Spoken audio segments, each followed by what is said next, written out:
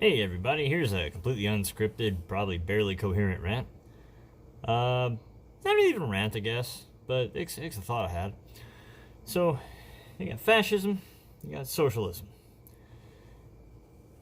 Weirdly enough, the people that want to just infinitely, seemingly, expand government power to do whatever, um, tend to be more on the socialist side of things. Certainly more often towards the socialist side than say like the moderate side or the conservative side. But I would say generally, depending on what you're talking about, more so even than the fascists. But regardless, the fascists, it seems to me, would easily be able to take advantage of that, because when you have any sort of situation where a government has explicit control over a great deal of society, then all it takes really is just for the wrong person or handful of people to be in charge of that aspect of society. And then it all goes to hell in a handbasket really fast. And since most people are the wrong kind of people, it doesn't usually take very long. So, if you're against fascism, it would seem to me that you should also not enable the fascists to obtain the tools which they would need to then create a fascist state. i.e., don't give the government control over things the government has no business controlling. Don't give them absolute control over all the weapons in the country. Don't give them absolute control over the economy. Don't give them absolute control over speech rights and things of that nature. Because if you do, then those are the tools that are now in place, not just for your side, but also for the most extreme opposing other end. But what brought this to mind was, I was thinking, I was like, take Venezuela for instance. Venezuela is a very, very insidious thing that they did in Venezuela. They took control of just a few parts of the market and then began to give people things, free services, so-called, to the people in an ever-expanding rate. This enabled the people, or whether it enabled them, it caused them, in any case, to then rely on the government ever more for those kinds of services.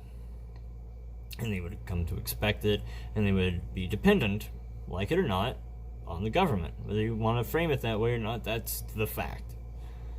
So then when the government took over more things and more things and more things and more things in Venezuela, then it became ever more difficult to oust those people. And basically you had, Chavez and Maduro had their situation where they could garner support from, not, it depends on who you believe as to whether they had support from the majority or not, but they had support from enough people, certainly, to be able to stay in power, mostly because they would be able to give them things and provide them, their loyal constituency, with a nice life and screw everybody else. And as far as I know, there haven't really been any long-lasting fascist dictatorships. But of the few that I know, the little history that I know of them, they kind of did the same thing.